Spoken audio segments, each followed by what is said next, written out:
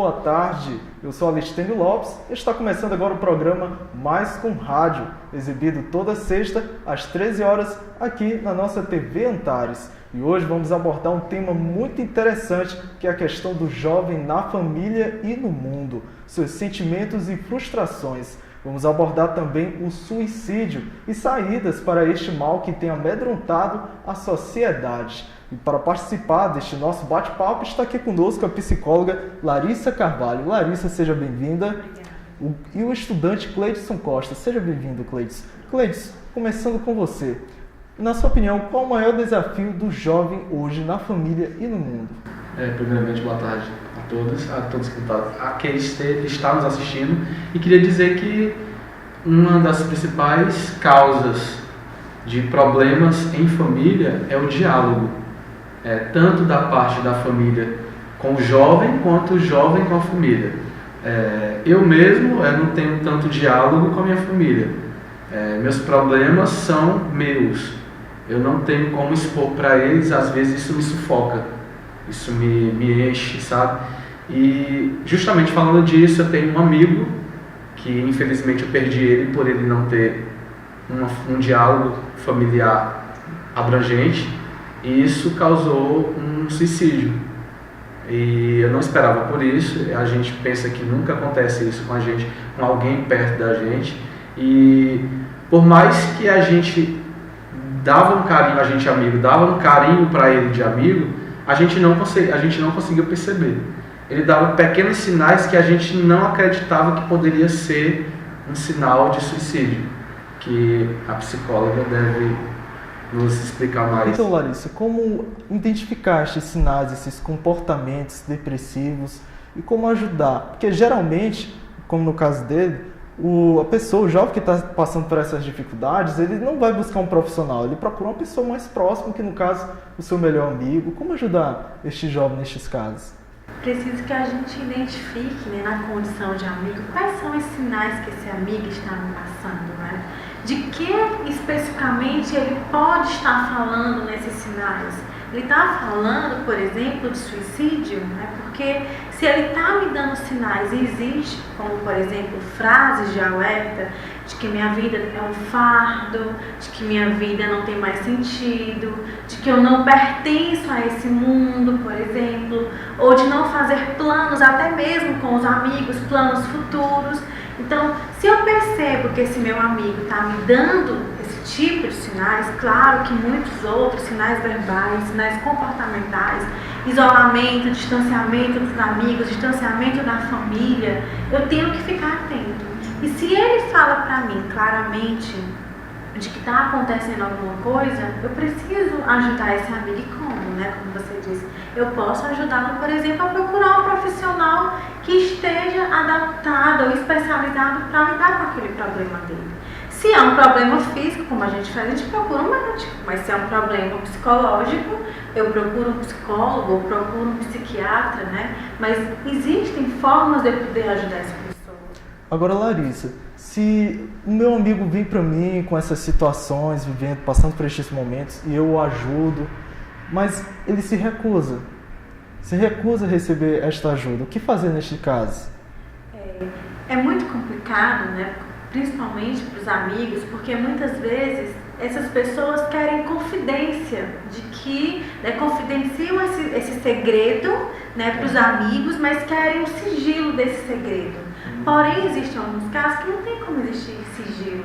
Nós profissionais também temos nosso sigilo ético, mas assim como o amigo, muito mais de uma forma muito mais elaborada, a gente precisa às vezes quebrar esse protocolo de sigilo e passar para a família, por exemplo, desse meu amigo, de que ele está passando por um problema, de que ele, por exemplo, me deu um sinal de que ele pode estar pensando em suicídio.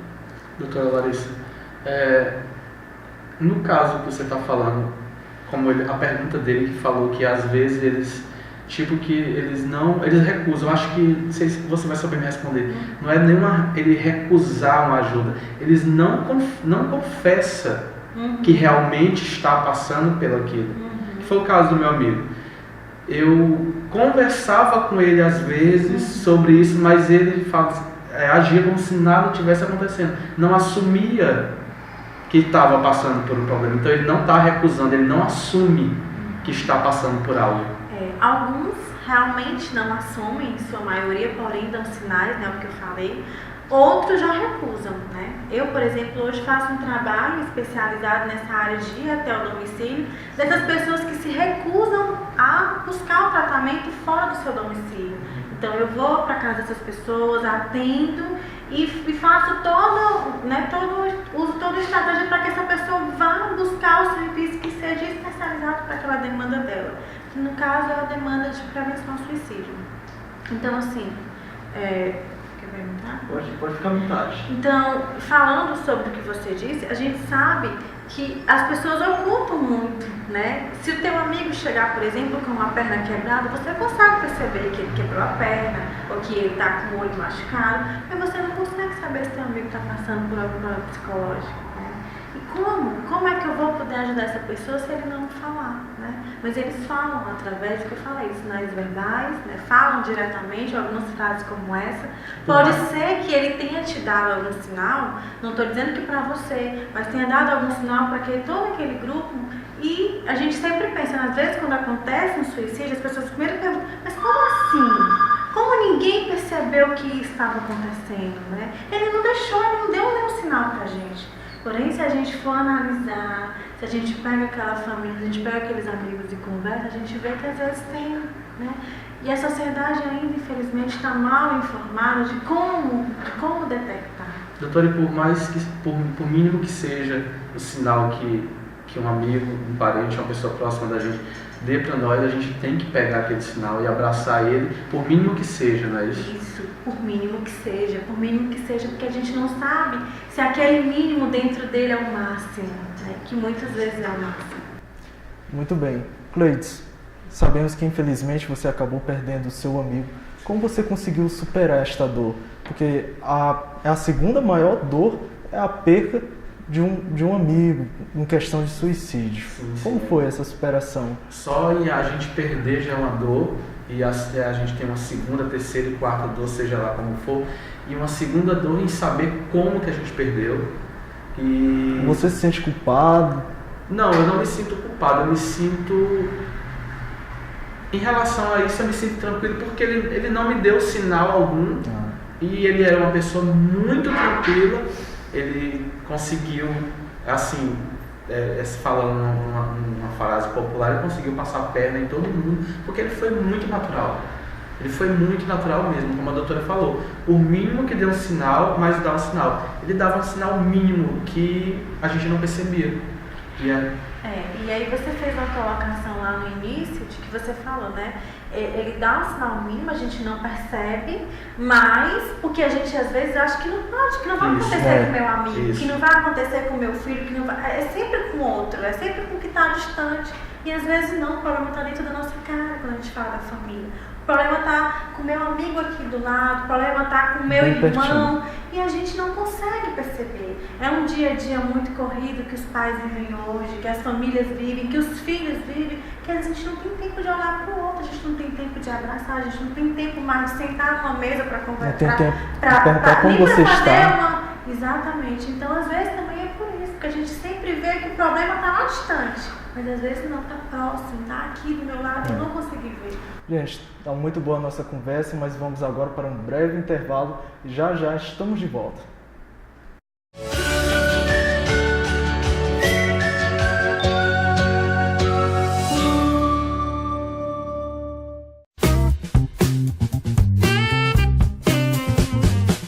Quando o cego vai ao cinema, teatro ou ao museu, ele precisa do recurso da audiodescrição para ter acesso às informações que são apenas visuais. Os equipamentos de audiodescrição são autorizados pelo governo brasileiro a operar apenas na frequência de 72 a 76 MHz, fora da faixa de frequência de rádio FM aberta. Com o receptor de rádio comum não é possível escutar as frequências destinadas à audiodescrição. Se a frequência é específica, os equipamentos também são. Por isso é necessário muito dinheiro para ter audiodescrição. Além disso, o serviço só pode ser realizado por empresas especializadas. Hoje, para o cego assistir um filme no cinema, ele precisa, depois de comprar o ingresso, ir a outro guichê, deixar o documento de identidade para pegar o equipamento de audiodescrição. Quando o filme termina, o cego precisa fazer o caminho inverso. Ufa, complicado, não? Agora, imagine se tudo fosse mais simples. Se o cego só precisasse levar para o cinema um receptor de rádio comum, o seu próprio fone de ouvido e pronto. Nada mais. Neste momento, o Brasil está digitalizando o rádio. Um passo importante é a migração das rádios AM para a faixa chamada FM estendida, que vai de 76 a 88 MHz. Esta faixa era ocupada antes pelas TVs analógicas. Com isso, o dial do rádio FM, que antes começava em 88 e ia até 108, agora vai começar em 76. Hoje podemos ter até 100 canais de rádio FM operando simultaneamente. Com o FM estendida, esse número vai subir para 157 canais. O rádio digital ainda vai permitir a transmissão em multicanais de áudio e dados. O canal do cego ocupará apenas um destes canais e vai permitir que se tenha audiodescrição em cinemas, teatros, escolas, eventos em todo o Brasil, utilizando um microtransmissor de baixa potência a um custo equivalente a apenas 2% do custo atual. Quer contribuir para concretizar esta ideia? Então assine e compartilhe a petição no site canaldocego.comradio.com.br. Canal do Cego, agora eu vejo. Instituto Com Rádio do Brasil. Inspire-se. Aqui quem fala é a jornalista Cristiane Sequefe. Se você trabalha em uma repartição pública ou empresa privada e estiver atendendo a uma pessoa com deficiência visual que ande com uma acompanhante, não precisa ficar perguntando ao acompanhante as informações que deseja saber. Dirija-se diretamente à pessoa com deficiência. Ele tem condições de responder ao seu questionamento. Uma iniciativa do Instituto Com Rádio do Brasil, inspirando boas práticas para um mundo melhor. Apoio Oi Futuro.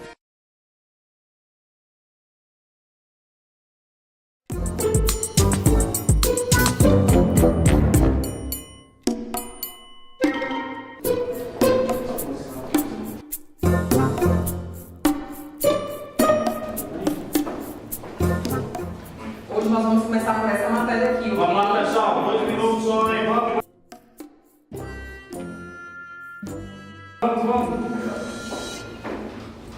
Pô, cara, o som tá bom. Pô, cara, a luz, cara, por favor.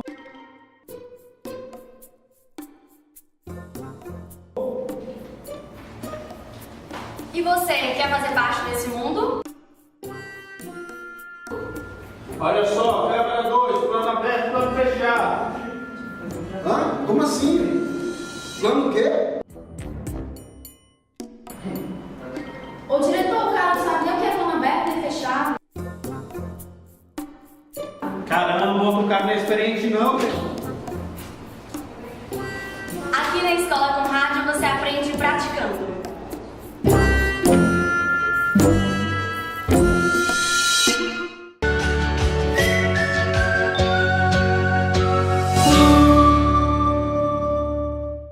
Já estamos de volta com o programa Mais com Rádio.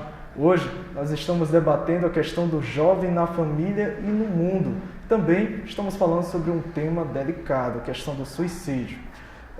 Doutora, como fica a questão de sentimentos do jovem, que geralmente eles podem sentir vergonha de se expressar por questão da reação das pessoas à sua volta? Como fica essa questão?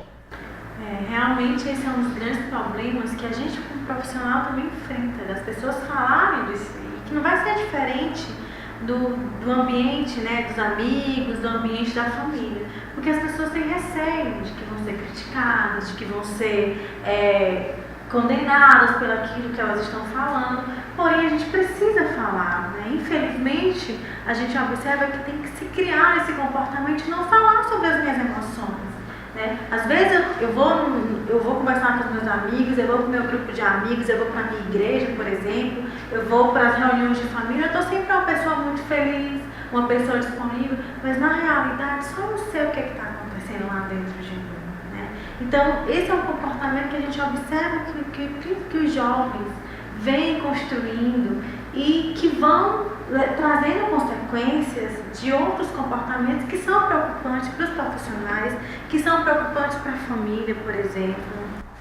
Sobre essa questão de igreja, sobre a prevenção, porque muitas pessoas encontram a solução na fé. Como fica essa questão? Os estudos falam que a fé é um fator de proteção. Não importa qual seja a religião. Quando a gente fala de fé, a gente não está falando de religião. A gente está falando de uma crença em algo que vai me ser força para que eu consiga passar por aquela situação. Então, a fé é um fator de proteção, sim. Nos casos de suicídio, nos casos de depressão. Por isso, muitas vezes, algumas pessoas até adentram mais nas religiões nesses momentos difíceis. A nossa equipe foi às ruas para saber, na opinião de alguns jovens, qual o maior desafio que eles têm enfrentado na família. Meu nome é Jéssica, eu estudo aqui na UFP e um dos maiores desafios do jovem hoje na atualidade é a divergência de opiniões dentro da família com relação à escolha da profissão. Eu sou Emanuel Dias, sou estudante aqui da Universidade Federal. Para mim, o maior desafio que tem na relação entre um jovem e seus pais, seus responsáveis, é a questão dele desenvolver a sua autonomia, na questão tanto no plano acadêmico quanto na sua carreira profissional. Porque muitos pais querem que seus filhos tenham um progresso, um futuro bem, como posso dizer, bem que atenda às necessidades dele. Um pai quer ver o seu filho sofrendo. Então, acho que a pressão que eles dão em seus filhos em si meio que gera um pouco de conflito, porque um jovem ele quer sair, quer se divertir, mas fica essa questão. Eu acho isso.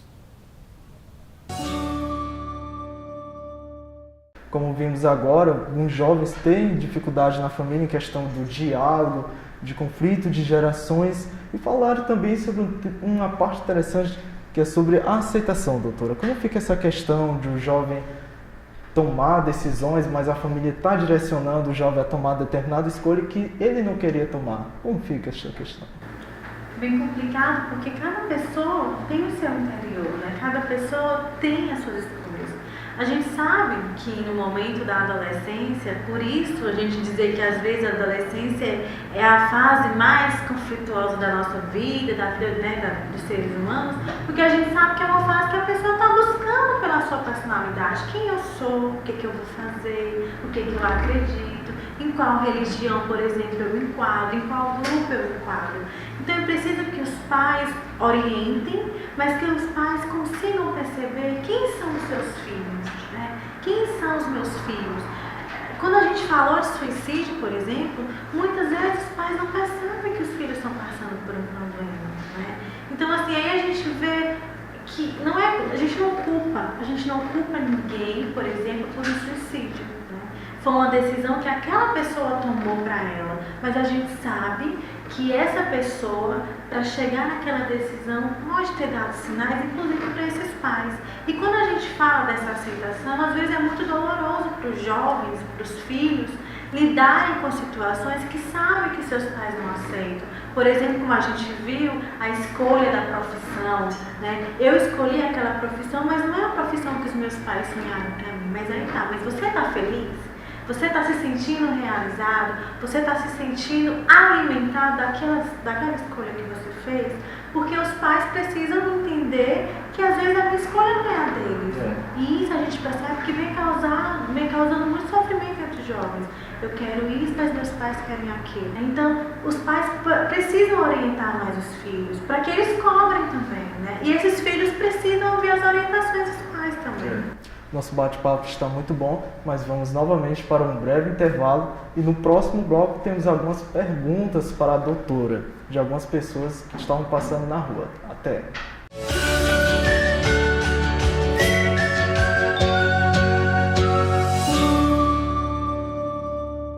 Cada grupo vai ter essa incumbência, né, de produzir tanto para o YouTube, quanto para o Facebook, quanto para o Twitter, um material. Será que meu trabalho vai ser bem elogiado? Você tem que estar preparado para uma avalanche de críticas. Como é que essas pessoas se comportam nas redes? Começou a escrever, já está no mundo. Você pega todo mundo do celular e começa a gravar todo mundo. Curso profissionalizante em comunicação social é com a Escola Conrádio do Brasil. Inscrições abertas pelo site conradio.com.br/escola. Olá, aqui quem fala é o humorista Amaury Jucá. Quando você vê um cego tentando atravessar a rua, aborde-o. Pergunte a ele se ele precisa de ajuda. Se ele aceitar, não agarre pelo braço ou puxe pela bengala. Ofereça seu braço a ele. Desse jeito, ele entenderá todos os seus movimentos. Dobrar à direita, à esquerda, subir, descer. Uma iniciativa do Instituto Conrádio do Brasil. Apoio Oi Futuro. A comunicação tem mudado o mundo. E com isso, os nossos comportamentos. Em um tempo de mudanças aceleradas, decidir fazer com rádio é uma oportunidade para entender e atuar de forma efetiva na construção de um mundo melhor. Renove suas ideias. Cursos de rádio, TV e publicidade. Escola com Rádio. Um pouco como outra qualquer. E muito como nenhuma outra.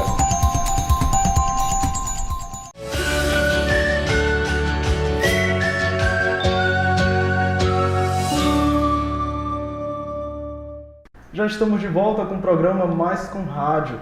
Desta vez com o último bloco. Nós estamos debatendo os desafios do jovem na família e no mundo. E vamos agora para algumas perguntas no quadro Interação.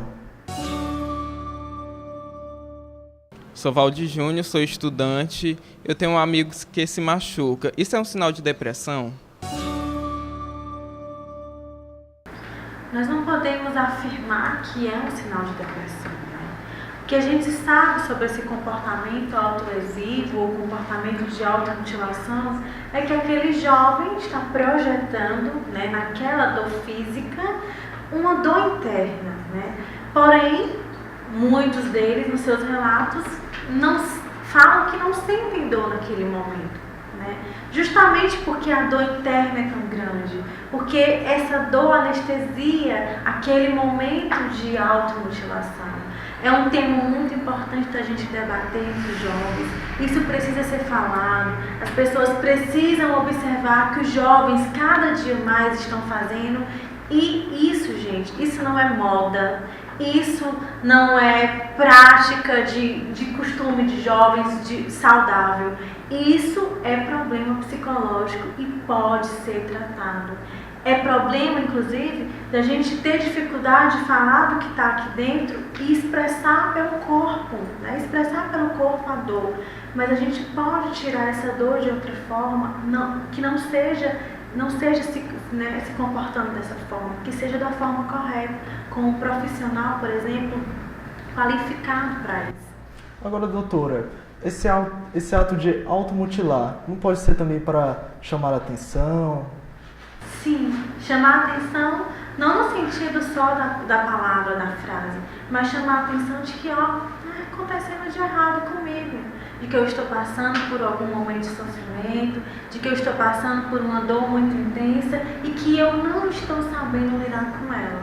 Eu acho que sei porque eu me comporto daquela forma e sinto que aquilo me alivia, porém é um passo, não estou dizendo que quem tem esse comportamento vai cometer o suicídio, mas é um passo para que lá na frente, se eu não retiro essa dor da forma correta, esse comportamento não resolva mais o alívio daquela dor. E eu comece a pensar, ter ideia de suicídio, comece a planejar ou até mesmo a consumar o suicídio. Vamos conferir a nossa próxima pergunta. Amanda Carvalho, eu sou jornalista e a minha pergunta é: que instituições nós podemos procurar para pedir ajuda nesses casos? Essa questão é muito importante, doutora. Inclusive, para prevenir, que instituições o jovem pode buscar? Hoje nós temos, né, o Centro Débora Mesquita, é o centro do qual eu represento, na equipe clínica do centro. Temos também o Provida, que é o centro de lidar com essa situação de suicídio.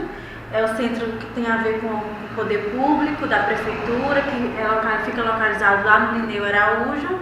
Nós temos também o GRACE e temos o CVV, né? Existem outros trabalhos ainda um pouco mais silenciosos, né, que eu não vou citar aqui, mas que a gente sabe que existe, mas os principais hoje dentro do nosso estado são esses, né? Principalmente da nossa cidade, são esses os trabalhos, as instituições que trabalham com essa demanda. Muito bom. Falando sobre isso, a nossa equipe fez uma matéria conhecendo o trabalho do CVV, Centro de Valorização da Vida. Eu estou aqui na sede do CVV, nas Cênticas, localizado nas Cênticas, atrás da Prefeitura de Teresina, com o Eider Mendes, ele que é coordenador de comunicação do CVV. A gente vai estar conversando um pouco com ele em relação ao CVV. Eider, o que é o CVV? Qual é o trabalho que o CVV desenvolve? Como o CVV surgiu? O Centro de Valorização da Vida, o CVV, é uma instituição nacional, um trabalho voluntário, uma ONG, que tem por trabalho dar apoio emocional às pessoas, né? Aquelas pessoas que estão tristes, de desalento, né? Às vezes até pensando em tirar a própria vida, né? Quem tem interesse em estar ajudando o CVV, como é que pode estar fazendo? As pessoas que quiserem ser voluntárias do CVV, elas podem se inscrever através do telefone 3222-0000 e fazer sua inscrição no curso, né, para participar, para ser voluntário.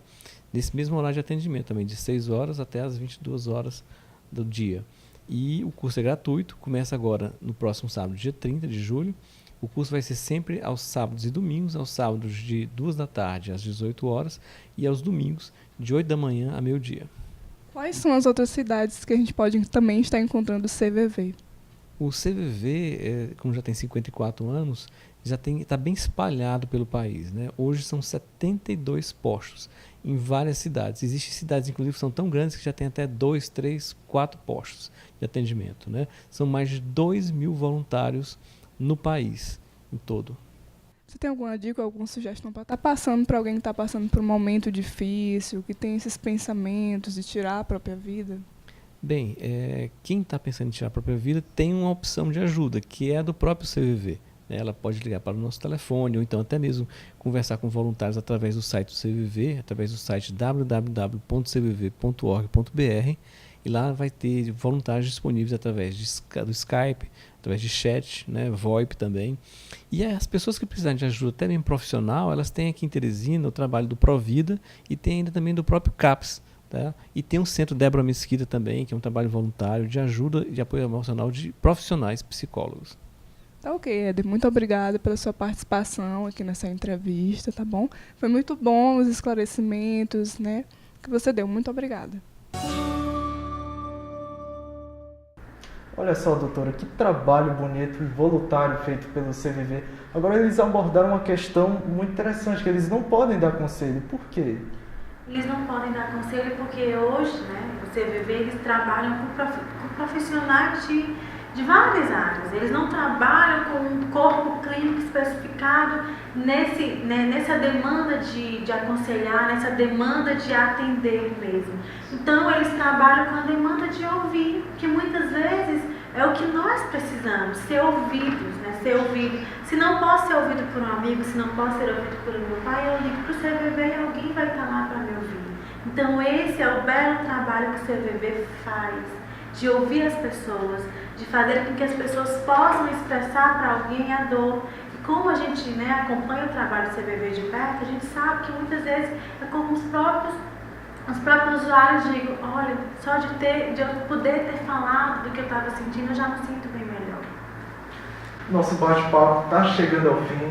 Felizmente, queremos agradecer pela presença da psicóloga Larissa Carvalho e do estudante Cleidson Costa.